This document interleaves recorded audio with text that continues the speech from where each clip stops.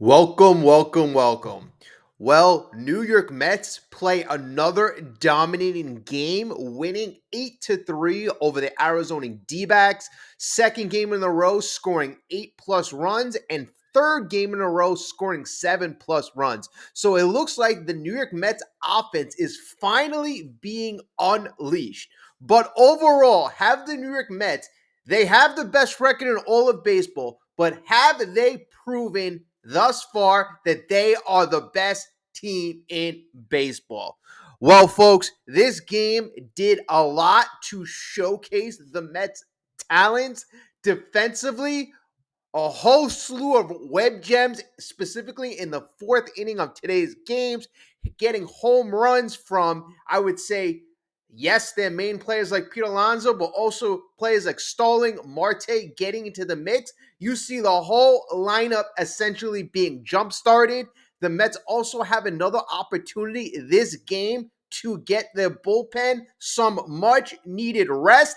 Hergert comes up from the minor leagues to eat up another 2 innings right after Urena yesterday, 8-3. So the New York Mets bullpen, yes, that has been a concern in terms of them being overworked, but the New York Mets as a franchise are running this show flawlessly.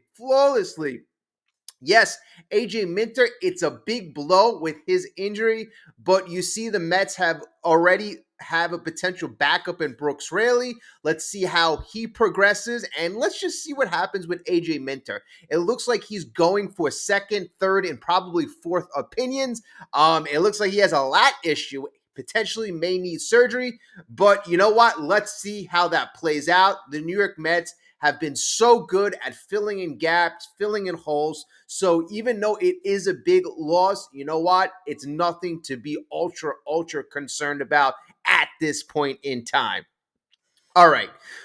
All right, folks. Also, I want to mention before this video is out, a couple interesting news topics came across the wire. Steve Cohen actually made a comment about Pete Alonso. We spoke about contract. Is Pete Alonso going to potentially sign a contract this season? Well, Steve Cohen actually addressed that answer. And then another thing that came out, and I want to address this because I'd like your opinion as well. A news article came out about Juan Soto and his swing in terms of his bat speed has slowed down by 2.5 miles per hour. So what I did was I looked at where does Juan Soto rank in terms of bat speed when you compare him to every other major league hitter. So I'm going to share that with you and we'll discuss, hey, his bat speed, is that an issue? But first, tonight's win, unbelievable. Unbelievable. I like this win because it really showed you why the New York Mets are the best team in baseball. You saw everything. You saw good pitching. You saw good defense. Actually, you saw web gens. You saw great defense. And you saw good hitting. You saw good hitting up and down the lineup. So you got to be very excited. The David Peterson went 5 strong today, only striking out 2, but he did a really good job at navigating these Arizona D-backs. The D-backs, they came in with a pretty decent offense. If you watched my video yesterday, I said the offense is good for the D-backs, but their pitchers have been suspect. Eduardo Rodriguez was extremely suspect. In fact, it kind of reminded me of a batting practice pitcher. It had a feel of last night that the Mets were chomping at the bits to get up and face Eduardo Rodriguez. So you give the Mets hitters a lot of credit for, getting that feeling, that momentum started against Rodriguez. It all started in the second inning, and Mark Vientos, he grounds out. Luis Angel Acuna, and folks, Luis Angel Acuna has had about 110 major league at bats. Last year, he had those 40 at bats, batted 310, had 3 home runs, 6 RBIs. I was extremely impressed with the kid because obviously he did that not in the middle of the summer. He didn't do it in June or July. He did it right smack dab in the middle of a pennant race. He did it right when Francisco Lindor was injured. So it kind of showed you this kid's mentality. The moment is not too big. Now you carry that this year, has 70 at bats, and lo and behold, the kid is batting 300. So he's got 110 career at bats, batting still over 300. You see the kid go oppo, take what the pitcher's giving him, stealing bases. I mean, this kid is an exciting player. So again, he starts things off in the second inning with a single. Then, and I'm telling you, this might have been a small note. Tyrone Taylor comes up to the plate in the second inning. He doubles to Lourdes Gurriel, and just watching Acuna run around the bases kind of gave you memories of Jose Reyes back in the day.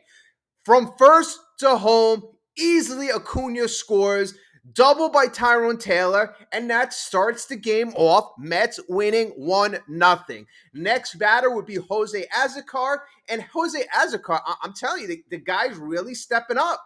And rightfully so. I mean, he replaced Brett Beatty. A lot of people were upset by that. Or not he replaced, but he could have went down instead of Beatty to be a little more accurate. He singles today. Tyrone Taylor scores. He brings in the second run of the game. All right, we get going. And this is what really kind of started off, I would say, the fun in the game.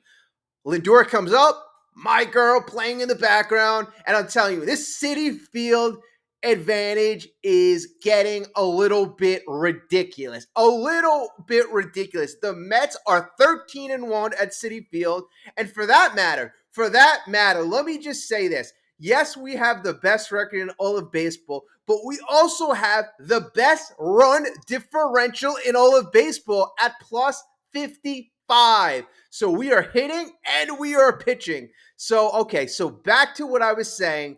In the second inning, this is where I believe the fun started. So you have Francisco Lindor coming up to the plate, and we're already up 2-0. You have a man on base, and Francisco Lindor batting from the right side. Literally, it was a ball a little low in the zone. He covers the ball well. He hits a solid fly ball to left field, and it looks like it hits somewhere around the top of the wall.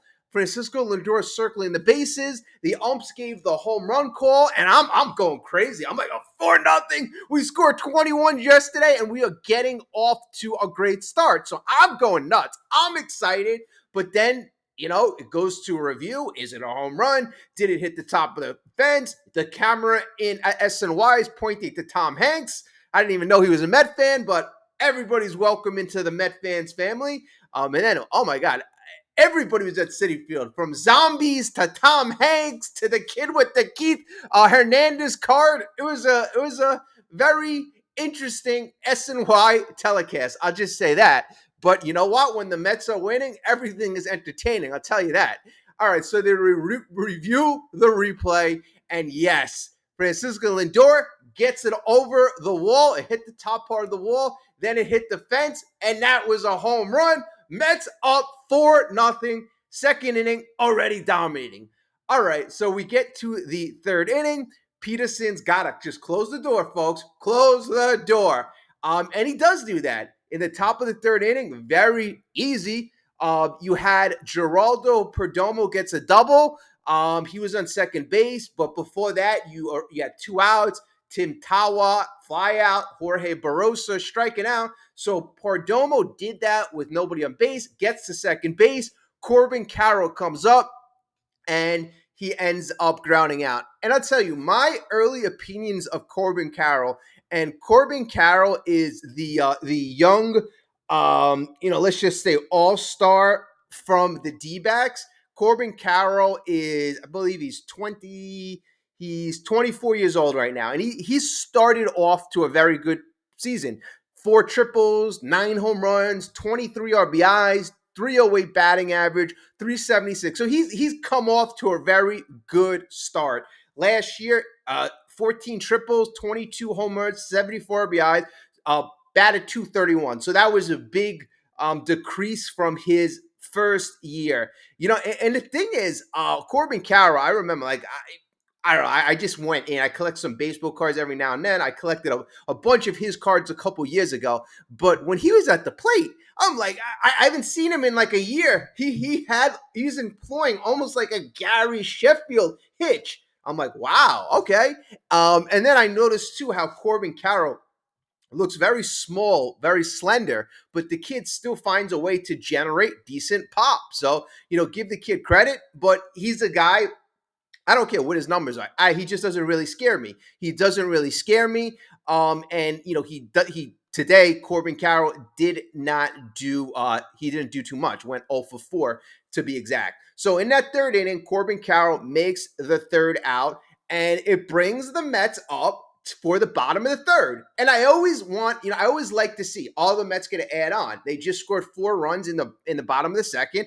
Are they going to add on? So the bottom of the third inning starts. Pete Alonso comes up, the polar bear, and Pete walks. Very, good at bat by Pete, taking pitches, very patient, and it just looked like Rodriguez, again, was like a little league pitcher. It looked like an extension of last night with Ahmad Rosario. What Rodriguez had like really nothing going in terms of out pitches. So, and also too, he just gave up 4 runs, and the D-backs, they're not even thinking about going to the bullpen at this point. So Pete Alonso walks, Starling Marte comes to the plate, and I know my Mets fans, I know there were people wondering why the hell is Marte batting 4th, right? Marte's batting under 200, but you know what? Today, a lot of these times it's all about matchups. So career-wise, Marte's had a decent career against Rodriguez, the lefty. So gets a good pitch, had a lot of the plate, gets a 2-run homer, smokes it to left field, and right then and there, the New York Mets already put up a 6-spot, 6-0, bottom of the third inning, and I'm ecstatic. All right, so, and I'm looking for everybody to eat. I want the whole lineup. Enjoy it. Feed off the momentum, and that's what we're doing, folks. We are feeding off the energy, the momentum, the good vibes. Hopefully, Juan Soto, come on, pick it up. All right. Okay, so Mark Vientos in the bottom of the third, he grounds out. Luis Angel Acuna, another hit. Already starts up the game. 2 for 2, and in this one he hits a fly ball to the right field side, and it falls right before Corbin Carroll. And I just love his approach, because you gotta respect if he hits a ball in the gap, because this guy can fly, and then this guy's hitting it to the right. You gotta also respect a ball that goes in front of you, because if it goes to the right or left of you, this kid could take off the second base. So he's such a legit weapon. All right, so Acuna, after the home run, singles. Doesn't give up in a bat. Francisco Alvarez flies out, and Tyrone Taylor again, another single, scoring Acuna. 7-zip already.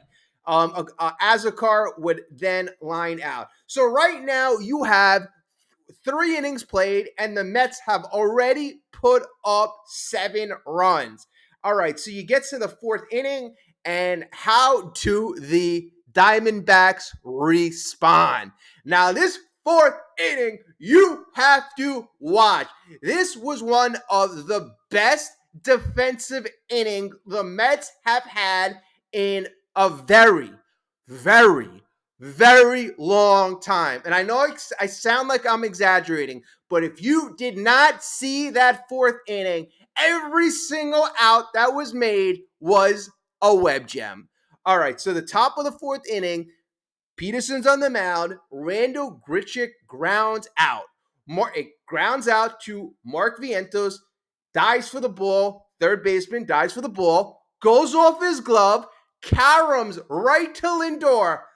Like he planned this out. Lindor gets the ball, easily throws it over to the first baseman. But if you got it, you got to see the play. You have to see the play, because that play is a single every day of the week. When a third baseman doesn't get it, that is a single more times than not. Okay, so one play, you get lucky. Now the next guy up, Lourdes Gurriel, lines out to deep left center field. And the camera angle as Tyrone Taylor is running towards his ball, you see a huge gap. So automatically you're thinking it's a double. Then in the last second, Tyrone Taylor comes out like freaking Superman, dives out, and catches the ball. And honestly, you're in awe. And Citi Field is rocking, and the feeling of the New York Mets kind of pounding out their chest and making a statement is kind of emanating through Citi Field, because these two plays are really those type of plays that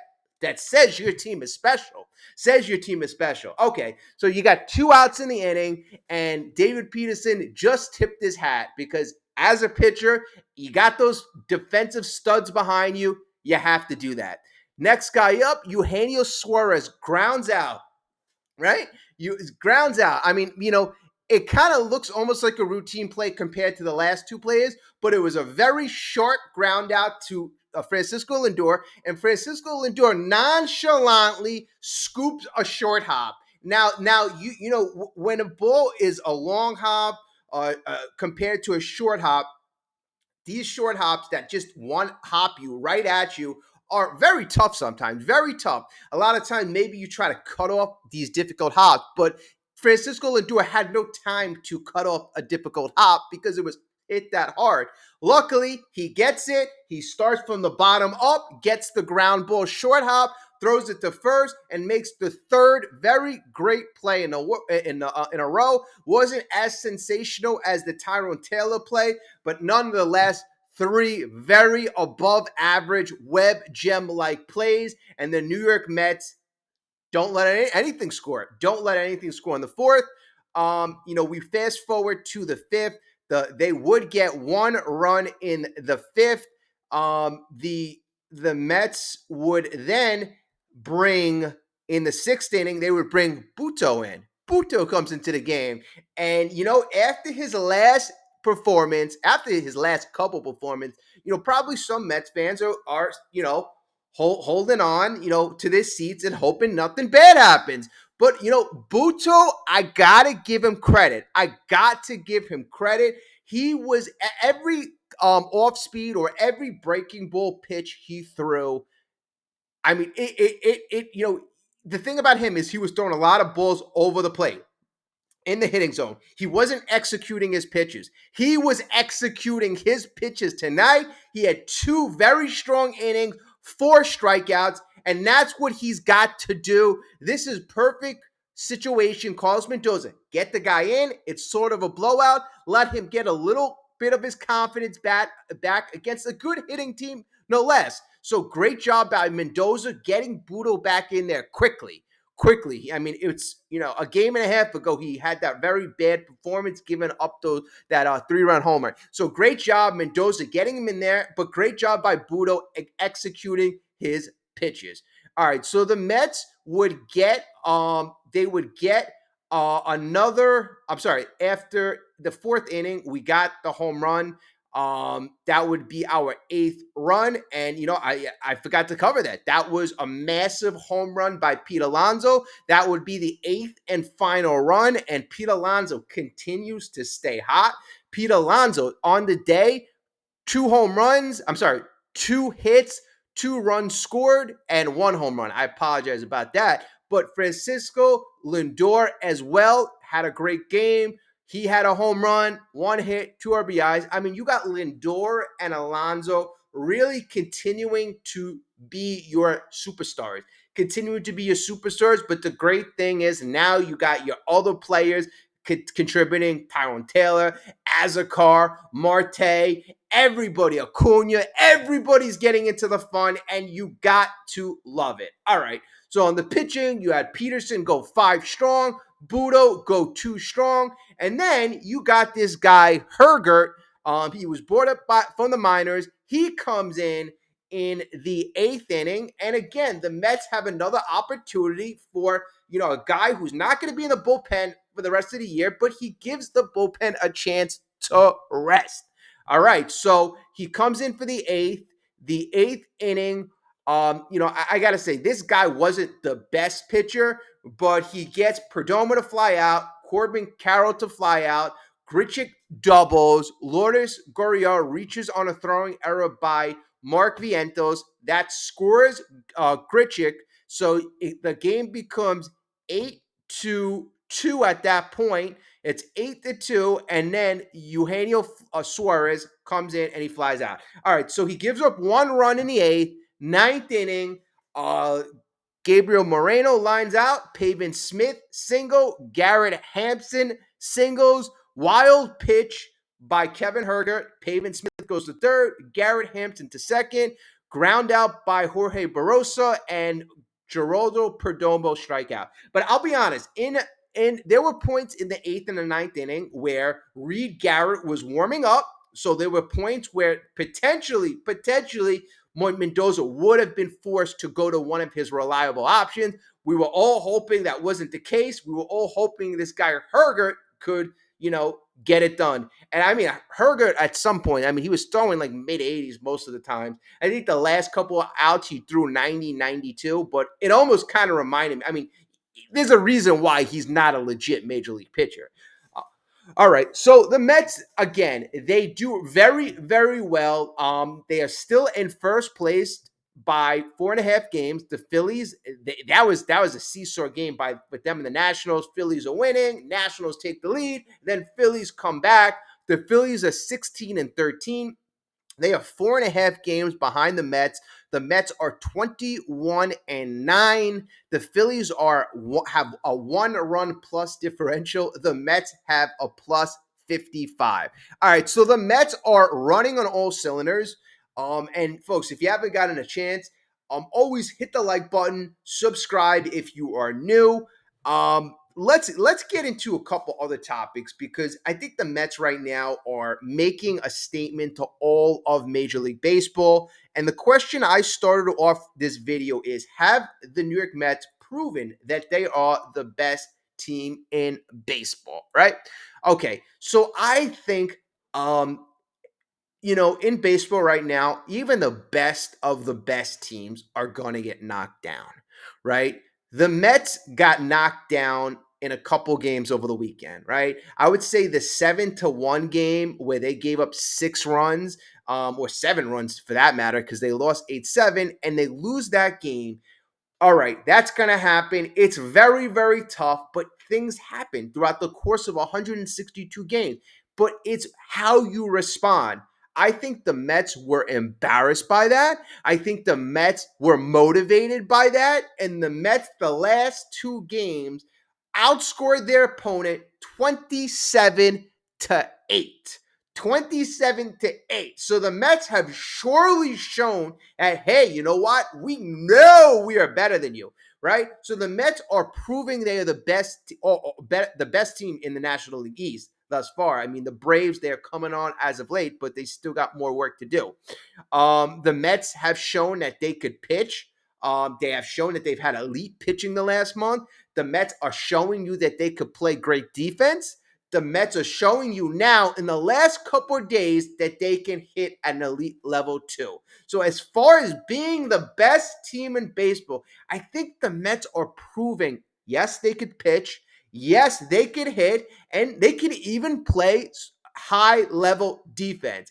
But they also prove that when they get knocked down, you better be ready because the New York Mets are going to come at you, and they're going to come at you hard. These last 2 games were the 2 best offensive games of the year. So the New York Mets took great swings these last 2 games, and everybody stepped in. I mean, you heard on the broadcast them talking about this whole roster. Yes, this whole roster is joining the fun. Great stuff. Addressing the bullpen again, AJ Minter. Everybody, again, I want to wait and see what's going on. I mean, let's just say, who knows? It's a 3-month thing. AJ Minter's ready for the postseason. We might be able to deal with a couple things. But at the end of the day, the good thing about the bullpen issues is that David Stearns has proven over and over and over that is one of his strongest areas, building the bullpen on the fly. Let me add that in, on the fly. And Brooks Raley could be ready by July, I mean, Brooks Raley, that's a pretty decent option as well. But, you got to give Stearns credit because remember last year, you found Phil Maton. Nobody was thinking about Phil Maton last April. So great stuff. So the New York Mets, 21-9 thus far. And they are doing freaking phenomenal. So are they proving they are the best? You know what? Early on, they are proving that they are in the top three. And, in my mind, they are proving that they are the best team in baseball. And they have characteristics and traits of a winning championship team. All right, so a couple other things that we spoke about. We spoke about Steve Cohen came out the other day, and Steve Cohen said a couple of things. He commented on the brutal loss, on the 7-1 loss, but he also commented on the Pete Alonso signing. John Heyman was asking him about Pete Alonso and that he's having a very great season, and rightfully so. Well, are you going to sign him? That's what John Heyman said.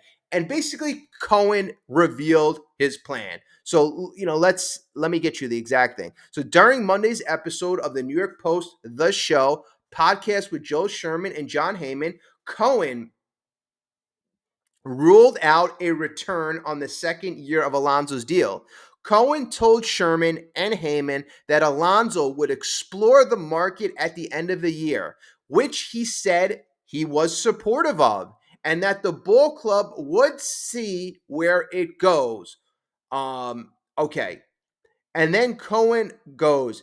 Cohen declared that Alonso will retest the market in the coming winter. He added that the Mets could look to re-sign him after he opts out of a current deal. He also went on to say he's a great Met. And I said this last year, if we can work it out, but he's going to explore his market. And that it's his right to do so. It's hard to know how those things work out. I know we're happy with him. I believe he's happy to be a Met, and that's a good place to start with in any future discussions. Now, I know there are some people who want to sign Alonso now, in season now. But the number one thing that we have to remember and respect is that the agent of Pete Alonso is Scott Boras. Scott Boras doesn't negotiate with one team. His philosophy has been this in almost every situation, is to negotiate when the player is a free agent so that you can negotiate with 30 teams. Everybody's involved, not just one team. Not just one team. Steve Cohen, David Stearns knew that by giving him this contract, that if Pete Alonso has a great season, that would be the issue. I mean, he would be going to free agency. There would be no option to sign him in season. David Stearns knew this.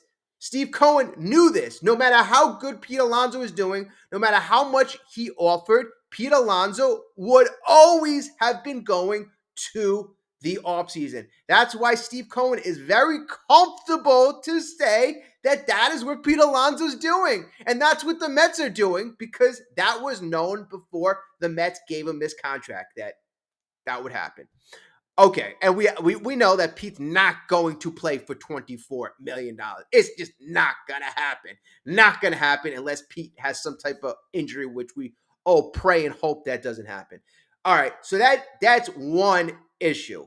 And folks, if you didn't like or subscribe, now's another good opportunity. Before we get to our last big topic, and I would say very important topic, and that is Mr. Juan Soto. Now, we all know Mr. Juan Soto doesn't look like Juan Soto.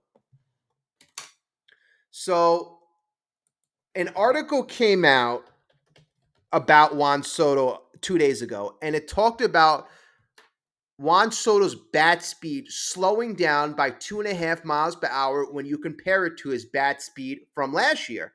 And it basically had hyperbole. Met is saying that Mets investment could be jeopardized by slowing bat speed of Juan Soto. So I just want to give you some numbers, and we're going to go into the article, and I'm going to give you my response. All right, so Juan Soto.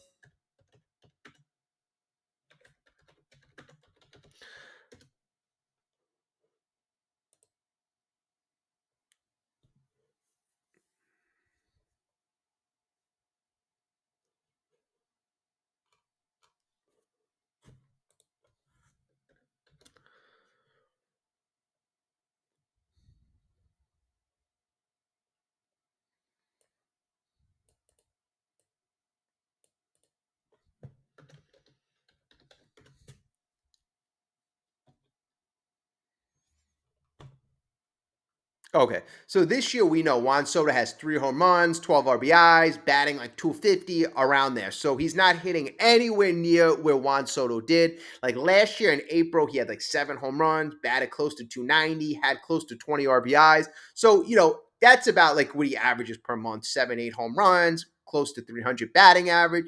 Obviously he's a superstar. We're paying him $800 million.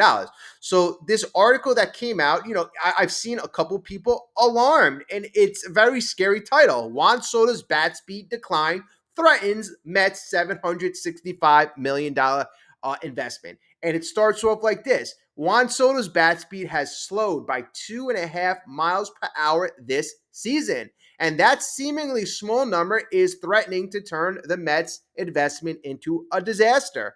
Okay, so when the Mets signed him to the 15-year mega deal, came in third place last year in the AL MVP voting, and we all know he had a phenomenal year. So, according to their numbers, the decline in bat speed was 75.4 miles per hour in 2024 to 73 miles per hour this season per Baseball Savant.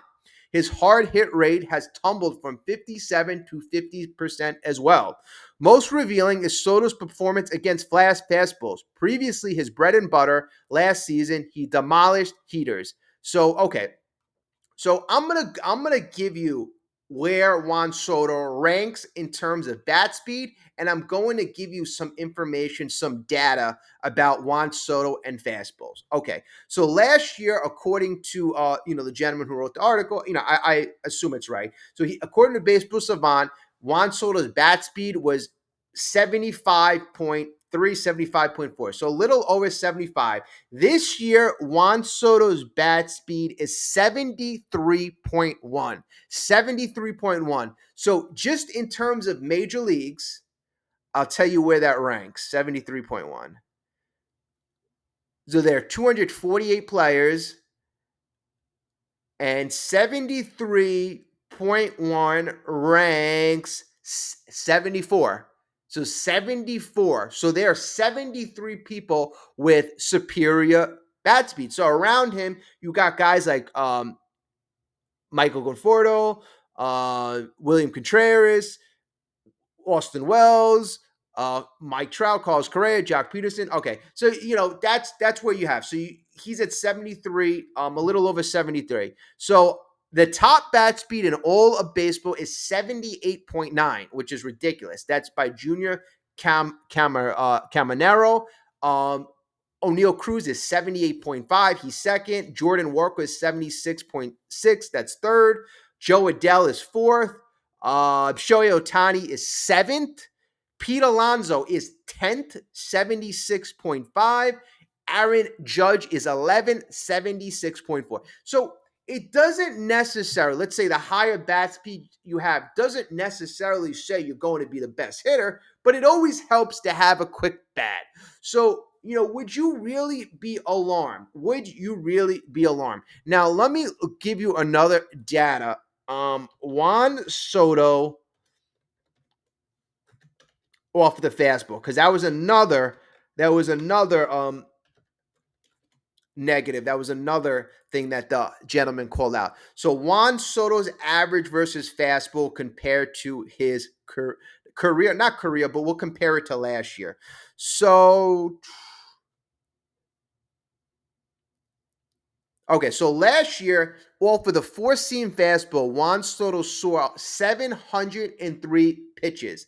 He batted 327, 327 on 703 four-seam fastballs. This year, a pitch that he hit 330 last year, he saw 138 four-seam fastballs. He is batting 231.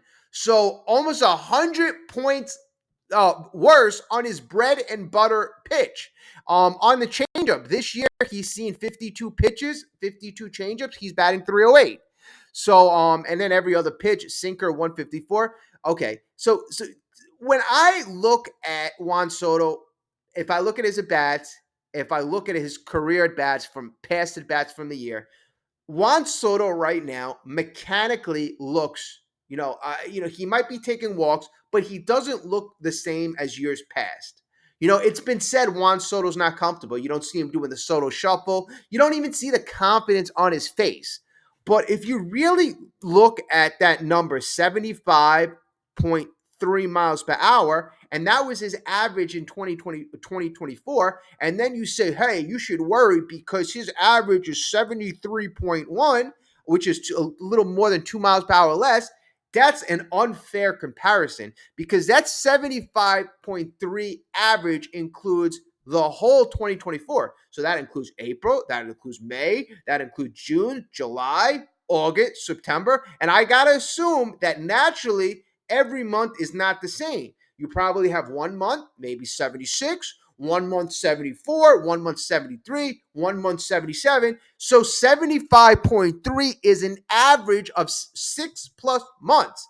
So this month, April, is admittingly a bad month where he's off, where his mechanics are off. His confidence is probably not as high. So it would probably be one of his, bat speed is suffering as well, just like everything else.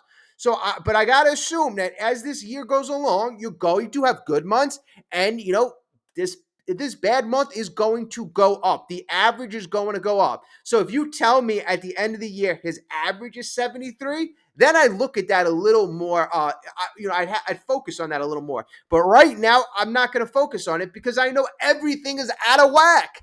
Everything's out of whack for Juan Soto. And when you compare him, look at his mechanics from years past. His mechanics are clearly a bit off. So if your mechanics are off, your bat speeds are going to be off, your timing is going to be off, your confidence is going to be off. Hey, folks, even for the elites of the elite players, baseball is a hard game. Everybody goes through slumps, especially a guy who's in a new place, on a new team, and trying to impress everybody. Then you see Alonso's, on fire, Lindor's on fire, and you're like, I'm making 800 million. I want to be on fire. I want to have those numbers. And then you put even more pressure on yourself. Okay. Here's the thing. Then just to alleviate some concerns, I looked at some other stats. So what was it? Average exit velocity. Average exit velocity. So how hard he's hitting the ball. He's hitting the ball just as hard as he's always hit the ball. He's in the 92nd percentile, and his average exit velocity is 93.2. 93.2. Last year, it was a little higher, 94, but, again, we're having a bad month. 2023, his average exit velocity, 93.2. So Juan Soto is struggling, but he's still hitting the ball hard. He's still Juan Soto. He had a dominating month in March. In March, folks. In March, in spring training, he lit the ball. He lit everything on fire. So, you're just talking about a 28-game, 29-game span. And then he had a couple of good games in there. So a little over 20 games. A little over 20 games. This guy's going to be here for 15 years. There'll be points where I'm sure we will worry, but not now is not one of them. Now is not one of them. And, we can all breathe and, we have a good team and, we pick each other up at the end of the day. When one guy's in a slump, Juan Soto, Brandon Nimmo was in a slump, but then Brandon Nimmo picks everybody up the other day. Pete Alonso, Francisco Lindor. We are a team, and that's what good teams do.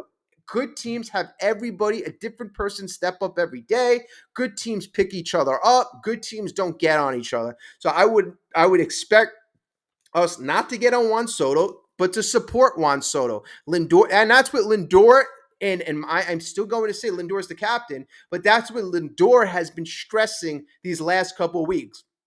Specifically, Lindor has been through it. He knows how he feels. He knows the expectations of the big contract. He knows the pressures of New York City.